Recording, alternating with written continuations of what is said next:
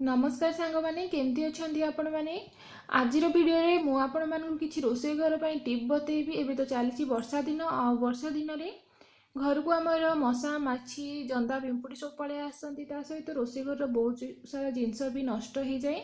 तो से सब रक्षा पाइबापी मुझे टिप नहीं आसी आशा करूँ भल लगे।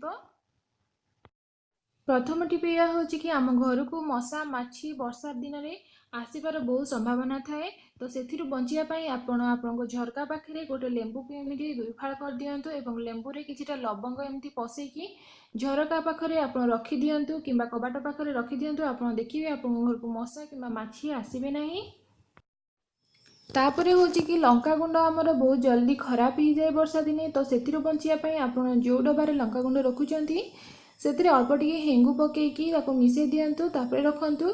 जदि हेंगु न जदि पाखरे नाही ताहले आपण अल्प टे लुण मिसईकी गोले नेबे। तापरे आपण डबारे भल भाव बंद करके रखिए। देखिए ये बहुत दिन पर्यंत रहिबो, बिल्कुल भी नष्ट होबो नहीं। नेक्स्ट टिप हूँ लुण आमर बहुत जल्दी खराब हो जाए, ताकू जमती भी रखिले सेटा पानी हो जाए। तो आप वर्षा दिने लुण डबारे किछि चाउल रखी दिंतु। आप देखिए कि लुण डबारे बिल्कुल भी मॉइस्चर आसुनी आ लुण जमती रहा कथा बिल्कुल सेमती रोचे। केबे ट्राए करके देखंतु।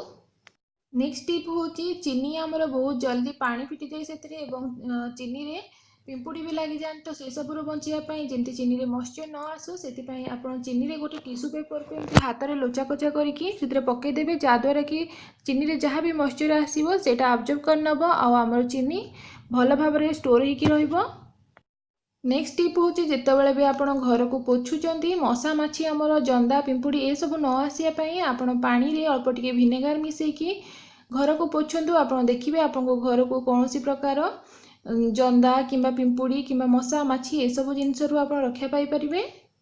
नेक्स्ट टिप हूँ जेबे भी आप रोसे घर स्लैब को पोछुंट पानी रे अल्प टिके डेटल पकईकी रोसे घर को पोछंतु। ताद्वारा यह जीवाणुमुक्त होता है। रोसे करने पूर्व थे भल भाव में पोछंतु और रोसे कर सारे थे पोछंतु। तो ये थिला आज किसी रोसे घर पर टिप।